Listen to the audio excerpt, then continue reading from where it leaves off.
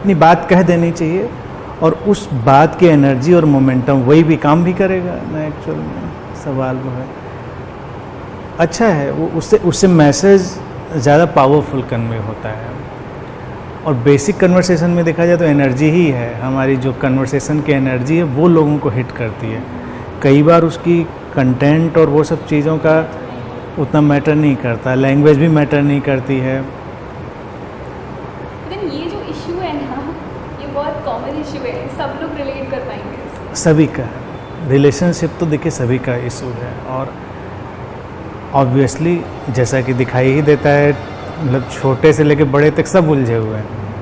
तो कोई ऐसा नहीं है कि यंगस्टर्स उलझे हैं तो जो सीनियर लोग हो गए वो नहीं उलझे हैं, वो भी उतने उलझे हैं।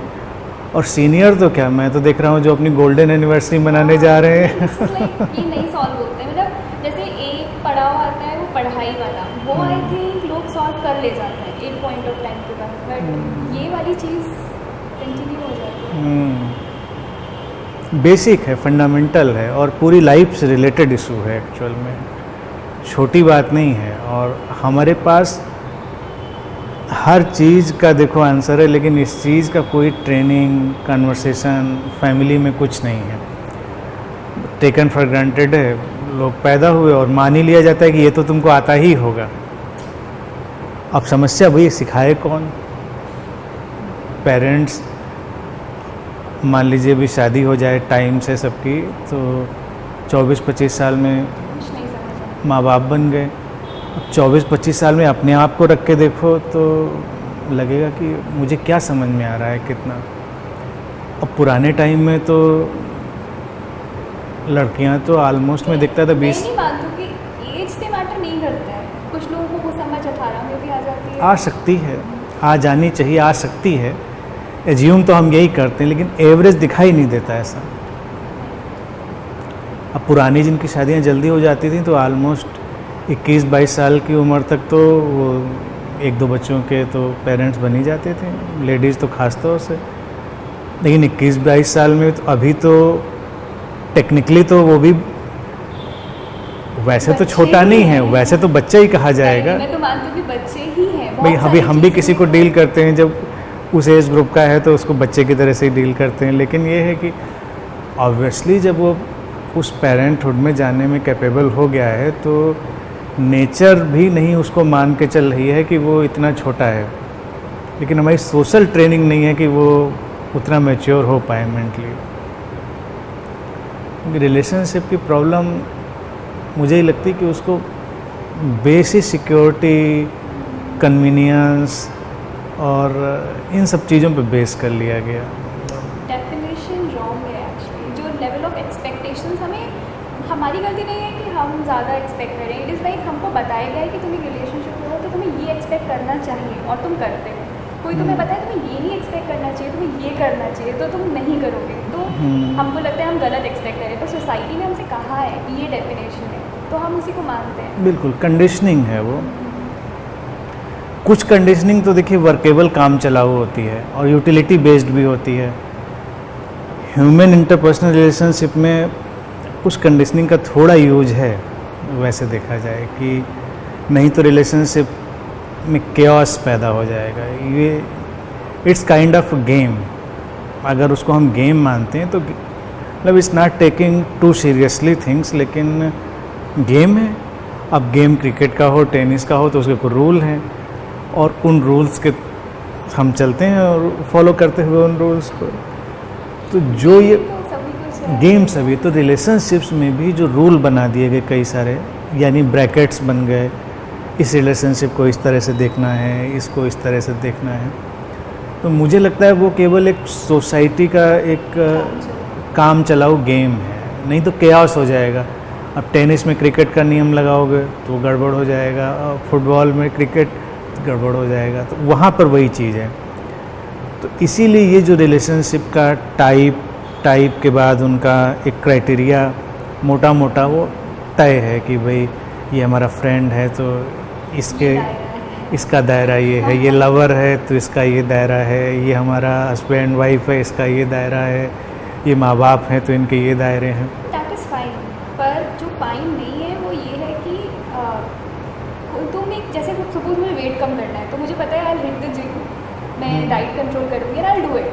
मतलब कमी मेरी साइड से है कि मतलब मुझे एकदम लीनियर पाथ है कि सीधा सीधा हो रहा है कि मुझे पता है ये करूँगी और हो जाएगा। तो मतलब देरी मेरी साइड से हो रही है। बट ऐसे ही पढ़ाई में भी है कि मैं अच्छी खासी पढ़ाई करूँगी तो मेरे अच्छे मार्क्स आ जाएंगे। बट इसमें नहीं है कि मैं ये करूँगी तो मेरा रिलेशनशिप विल वर्क। इसमें इतना स्ट्रेट फॉरवर्ड नहीं है कि मैं सोचती भी होंगी क्या कमी रह गई तो समझ नहीं आता कि क्या कमी रह गई। That is the problem. ये सबसे बड़ी क्योंकि जितनी भी चीज़ें वैसी वाली हैं, चाहे वो या गेम है तो गेम की भी बहुत बहुत मतलब देखो simple है। गेम को रखने में एग्जाम्पल फिर भी नज़दीक मिलेगा। एग्ज़ाम, पढ़ाई, जिम, ये सब इसमें एग्जाम्पल नहीं ठीक है, क्योंकि ये अभी वन डायमेंशनल है। तुम कर रहे हो और तुम्हारे पास सारे फैक्टर्स को कंट्रोल करने का जरिया तुम्हारे पास है। लेकिन जहाँ दो इन्वॉल्व हुए तो वहाँ पर वो दोनों के पास, वो रिमोट दोनों के पास चला गया। जब दोनों के पास चला गया तो दोनों में से कौन कंट्रोल करेगा? और दोनों कोशिश करेंगे अपने तो अपने अपने तरह से। दो लोग बहुत डुअलिटी के एक्सट्रीम बिल्कुल, दो लोग यूनिक अपने नेचर के होंगे, बहुत कन्फ्यूजन होगा, कॉन्फ्लिक्ट होगा।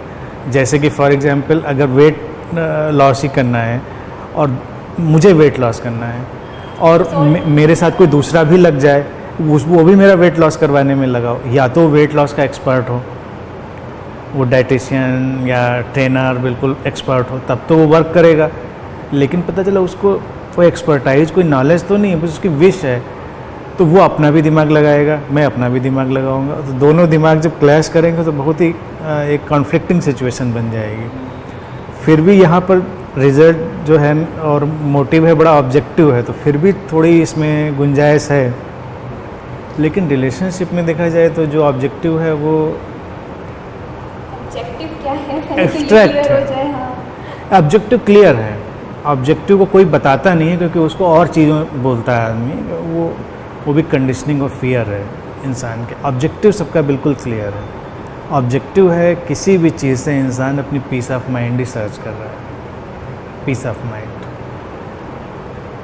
अल्टीमेटली जिसको ब्लिस कहते हैं। तो अब कई कैटेगरीज हो सकती हैं, जैसे हैप्पीनेस, फिर ब्लिस, फिर पीस। वैसे कोई आर्डर नहीं है इन चीज़ों का कि ये आर्डर में जा रही हैं, लेकिन मुझे लगता है ये इवोल्यूशनरी प्रोसेस है कि इनिशियली हम हैप्पीनेस सर्च कर रहे हैं, लेकिन हैप्पीनेस भी कई बार आती है जाती है, उसके बहुत सारे अपने। हैप्पीनेस के बाद जिसको ब्लिस कहते हैं उसको हम कॉजलेस हैप्पीनेस भी कह सकते हैं, कि जिसका कोई कॉज नहीं है, दैट इज़ हैप्पीनेस, तो उसको ब्लिस कह दिया जो कि कॉज नहीं है। हैप्पीनेस थोड़ा एक्सट्रोवर्ट है, ब्लिस थोड़ा इनवर्ट है, हमारे अंदर है। अभी तक वो भी दिखाई देता है, ब्लिस भी, लेकिन थोड़ी देर के बाद फिर वो और जब इवॉल्व होता है तो पीस में कन्वर्ट होता है।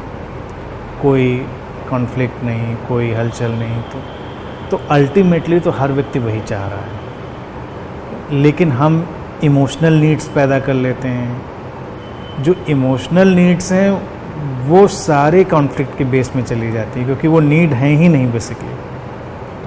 अब कोई किसी के लव में गया मान लीजिए, तो इनिशियली क्या होता है, किसी को सोसाइटी ने या फैमिली ने ऑब्जर्व करने का मुझे लग रहा है मौका ही नहीं दिया।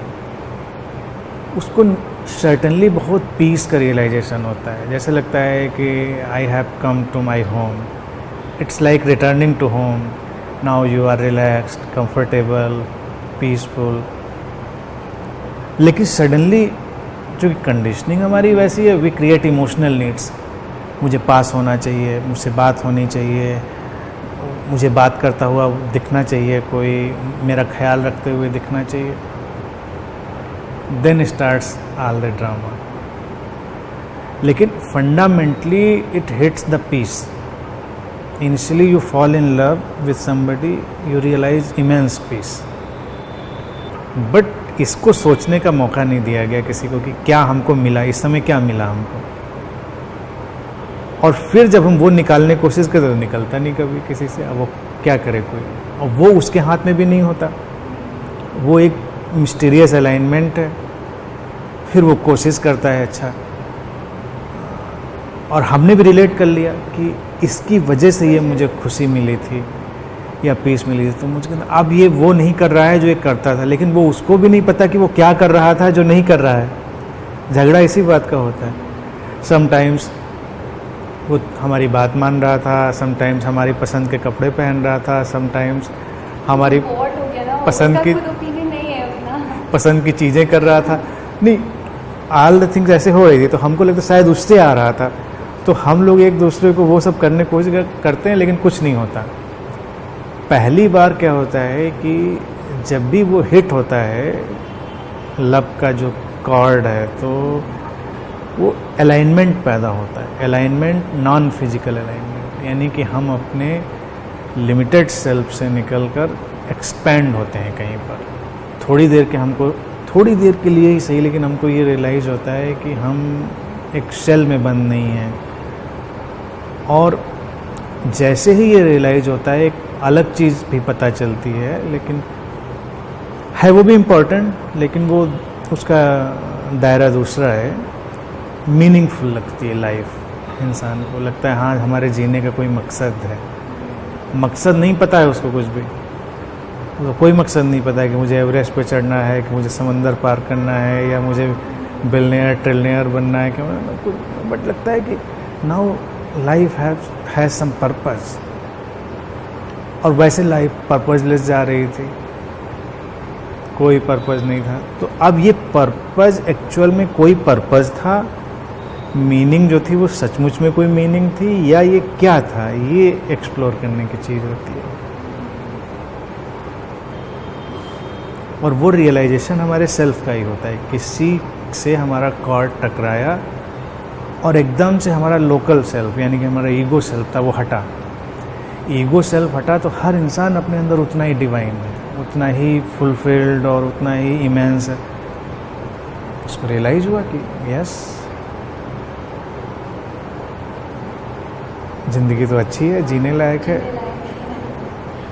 अच्छा, आपने एक चीज़ नोटिस करी है, जब भी जैसे आप कहते हैं एकदम से किसी को बुखार सा चढ़ता है वो उतरता है हमेशा। बुखार तो हमेशा उतरेगा। जैसे अब जैसे मेरा ही एक्सपीरियंस अनंत में था, तो बुखार जैसा तो नहीं था, एटलीस्ट शायद इसीलिए टिक गया। हाँ बिल्कुल, जिनका बुखार होता है वो तो उतर जाता है 105-6 डिग्री, उसके बाद फिर माइनस। और फिर वो उतरता है। वो डिपेंड करता है कि जब वो उतर रहा है उस टाइम पे तुम्हारी क्या स्टेट है। अगर स्टेट ठीक ठाक सी है तो तुम संभाल ले जाओगे अपने आप को, लेकिन अगर नहीं है तो तुम टूट सकते हो। टूट इसलिए सकता है और बुखार भी इसलिए चढ़ता है क्योंकि वो बड़ा वन डायमेंशनल होता है। वो इंसान, और वो सेल्फ सेंटर्ड ज़्यादा होता है, वो अपने को देख रहा है। अब यही लव के भी देखा जाए 2 डायमेंशन है हमेशा, बस बारीक सा डिफरेंस है। एक लव अपनी तरफ फोकस्ड है, एक लव दूसरे की तरफ फोकस्ड है। अपनी तरफ फोकस्ड वाला बुखार की तरह ही कन्वर्ट होता है, क्योंकि मैं इमोशनल हुआ, मुझे अच्छा लगा, but it's all your interpretation. तुम यहाँ एंटर किए तो बहुत अच्छा लग रहा है, ये अलग बात है। प्लेस अपनी एनर्जी रख सकता है, लेकिन सबको नहीं फील होगा। तुमको फील हुआ, तुम्हारे अलाइनमेंट में ये चीज़ पड़ी। अब इसको देखने का तरीका ये है कि तुम ये भी देखो कि ये इस प्लेस की भी एक अहमियत है। तो यू हैव टू पे रिगार्ड एंड केयर, और जो भी है वो तुमको वो भी लानी है उस चीज़ में। लेकिन हम अपने पर फोकस्ड हो गए। फिर अगर किसी दिन हमको नहीं फील हुआ, तो बजाय ये सोचने के कि मेरी ट्यूनिंग में कमी आई होगी, हम ये सोचेंगे कि अब इस प्लेस की एनर्जी नहीं रही। तो यही बुखार में होता है, जब किसी को देखे, हम मिले और बुखार चढ़ा, तो हमको लगता है कि कुछ कर रहा है, जैसे कोई दूसरा उस चीज़ को इंजेक्ट कर रहा है और हम अपने अंदर उस चीज़ को पैदा कर रहे हैं। लेकिन हम दूसरे की हालत को भी नहीं देख रहे हैं, हम उसके हाँ, उसके इनर वर्ल्ड को, उसकी चीज़ को, उस सब को भी नहीं देख रहे हैं। और फिर अचानक हमारा ही कुछ बदलता है फेज़, तो हम दूसरे को ब्लेम करते हैं और वो माइनस में बुखार चला जाता है। कहने का मतलब मैं इस पे एक फ्रेज अक्सर बोलता हूँ, मैं कहता हूँ लोग जैसे किसी की हेट के शिकार होते हैं, एंगर के शिकार होते हैं, तो कई बार कुछ लोग किसी के लब के भी शिकार होते हैं। तुमको लब चढ़ गया है और तुमने बस किसी को हिट कर दिया और तुमने देखा भी नहीं कि दूसरा रेडी है कि नहीं है, वो उसको रेसिप्रोकेट करेगा नहीं कर रहा है, वो किस दुनिया में है अपनी। बुराई नहीं है, फर्स्ट इंस्टेंस में बुराई नहीं, अगर हम ये देखें कि ये हो सकता है, ये हो सकता है, लेकिन इसमें भी दूसरा इन्वॉल्व नहीं है, उसको इन्वॉल्व मत करो। लेकिन हम कहेंगे कि लेकिन हो तो उसी से रहा है। क्वेश्चन अगेन, वो भी ठीक है, वो हो उसी से रहा है, लेकिन वो इंडिविजुअली उसमें इन्वॉल्व नहीं है, वो कॉस्मिकली इन्वॉल्व है अननोइंगली, जिसका उसको भी पता नहीं है। तो गलती नहीं किसी की, ना उसकी ना दूसरे पार्टी की। अब हमको तो तब उसको आंसरेबल बनाना पड़ेगा जब वो इंडिविजुअली इन्वॉल्व हो। जब इंडिविजुअली इन्वॉल्व हो तो वो कॉस्मिक प्लेइंग हो सकती है, और बहुत सारी चीज़ें कॉस्मिक प्ले में ही होती हैं, हमको नहीं पता। तो ये रियलाइजेशन क्या है, हमें कंपैशन में ले जाता है, दूसरे की तरफ भी देखने के लिए वो करता है, और हम अपने आंसर के लिए दूसरे को फोर्स नहीं करते या अपने रिस्पांस के लिए दूसरे को फोर्स नहीं करते, चीज़ें सेटल्ड हो जाती हैं और वो बुखार जैसा नहीं होता है, और वो सेल्फ सेंटर्ड भी नहीं होता है, सेल्फिश भी नहीं होता है। अदरवाइज ज़्यादातर वो सेल्फ सेंटर्ड हो जाती हैं चीज़ें। इमोशनल लोग इसीलिए बहुत डेंजरस लोग होते हैं, और मैं उनको काइंड ऑफ मेंटली इल ही मानता हूँ। इमोशनल लोगों को मेंटली इल मान, आपका इमोशन जागा है, फिर इमोशन अगर जागा भी है तो सिर्फ सेल्फिशनेस क्यों जाती है? इमोशन तो लव भी हो सकता, मतलब कंपैशन भी तो एक काइंड ऑफ, दो ही डायमेंशन है। अब ये तो उसकी कंडीशनिंग और उसकी ट्रेनिंग पे भी डिपेंड करता है। डायमेंशन दो ही हैं, हम दूसरे पर भी फोकस करें और अपने पर भी फोकस करें। अपने को नेग्लेक्ट नहीं करना है, लेकिन अगर दूसरा हमारा ही एक्सटेंशन है तो उसका भी तो ख्याल रखना है हमको चीज़ में। अब सिंपल सी चीज़ है, मान लीजिए इस बात पर बहुत लोग थोड़ा अनइजी होने लगते हैं। मुझे किसी से प्यार है, मैं उसके पास बैठना चाहता हूँ, ठीक है, उसको भी मुझसे प्यार हो सकता है, लेकिन ज़रूरी नहीं वो इस समय मेरे साथ बैठना चाहता है।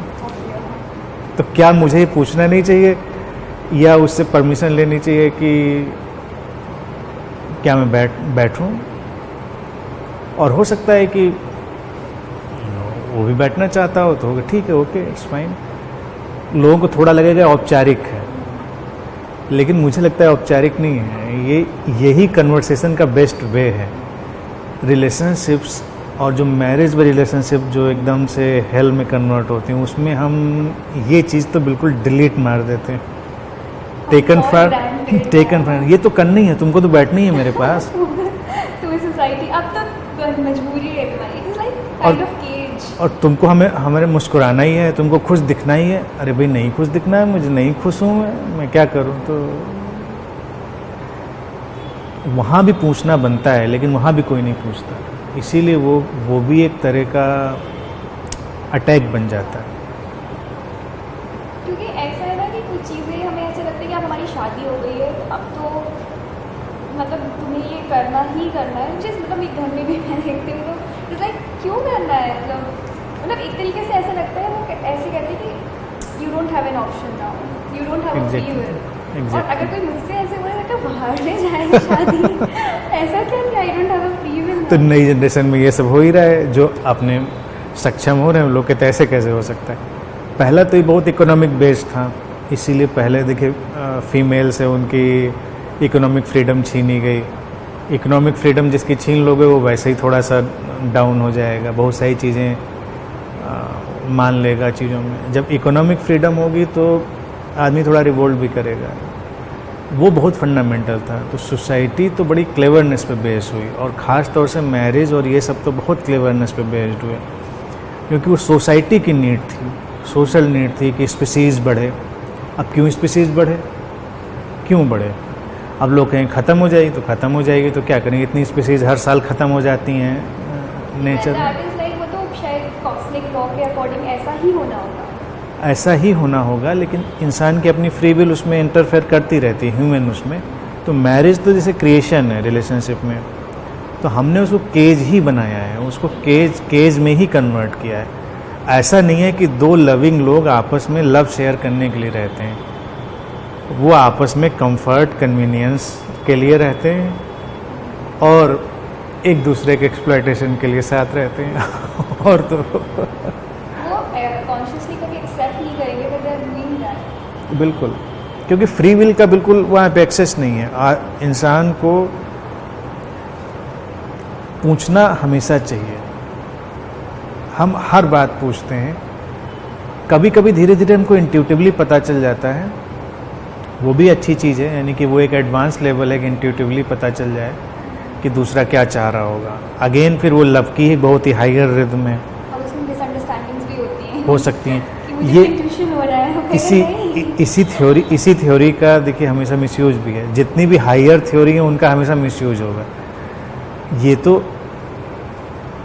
एक्सेप्टेड है कि जब लोग बहुत सिंक में होंगे तो इंट्यूटिव हो जाएंगे, उनको बिना कहे ही पता चल जाएगा। लेकिन इसको वेरीफाई भी तो बीच बीच में करते रहना चाहिए कि हमको सही में सही पता चल रहा है या गलत पता। वेरिफिकेशन का तो एक ही क्राइटेरिया है, the other person is happy with you, तो तुम्हें दिख रहा है कि ठीक है मैं सही जा रही हूँ, और तुमसे परेशान है तो डेफिनेटली तुम्हारी intuitions are not working. Obviously anything is not working. आप चाहे प्रवचन दे रहे हैं, ध्यान कर रहे हैं, साधना कर रहे हैं, पूजा प्रार्थना, प्यार मोहब्बत, कुछ भी, एंड रिजल्ट अगर उसका नेगेटिव है, पीस और ब्लिस नहीं है तो कुछ नहीं है। पीस और ब्लिस है तो हम मान सकते हैं ठीक होगा, डायरेक्शन ठीक होगा। और फिर हमको कंफर्म भी तो कर लेना चाहिए, जब जीता जागता जिंदा आदमी हमारे सामने है, कि जो मुझको इंट्यूशन आया है वो सही आया है। और मुझको ही अब तो धीरे धीरे लोगों ने कम कर दिया। मैंने ड्रीम में देखा आप मेरे आए और आपने मुझे ये कहा, मैंने कहा मैं किसी के ड्रीम में नहीं जाता, आई एम अलाइव, मैं सारे अलाइव वाले काम करता हूँ, why should I come in your dream. और फिर जो मैं अभी कह रहा हूँ ये मायने रख रहा है या तुमने जो ड्रीम में देखा था वो मायने रख रहा है?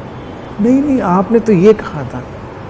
अब ये एबनॉर्मलिटी है कि वो इंसान उस चीज़ पर बहस कर रहा है जो उसका अपना क्रिएशन है, क्योंकि वो उसके किसी वेस्टेड इंटरेस्ट में फिट हो रहा होगा। और एक जीता जाता आदमी कह रहा है कि मैं ये नहीं कहता, मैं कह भी नहीं सकता, ये मेरा नहीं तरीका है, मैं ये चीज़ नहीं कहूँगा, आप नहीं मानोगे। तो इंट्यूशन में भी ये चीज़ ऐसे ही देखनी पड़ेगी कि इंट्यूशन को हम वेरीफाई कर लें। कल को हमें लगा था कि ऐसी चीज़ लग रही, तो हम पूछ लें कि मुझको ऐसा लग रहा है, तो और ये पता चल जाएगा, किसी को भी पता चल जाएगा। जैसे अब मानिए दो लवर्स ही हैं, ये कोई ऐसी बात नहीं कि हमेशा पूछ के ही बात करें, कि हमेशा पूछ के ही साथ में बैठें, हमेशा पूछ के ही हर काम पे, वो तो थोड़ा एक्सट्रीम नहीं होना चाहिए, एक्सट्रीम कुछ भी नहीं होना चाहिए। कभी कभी पूछना वहाँ भी चाहिए, लेकिन वो हमेशा पता चल जाता है। जब कोई तुम्हारी प्रेजेंस से खुश है तो वही पता चल जाता है, और कोई तुम्हारी प्रेजेंस से खुश नहीं तो वही पता चल जाता है। और जब तुम्हारी प्रेजेंस से नहीं खुश है तो बेहतर है कि थोड़ा स्पेस पैदा करो।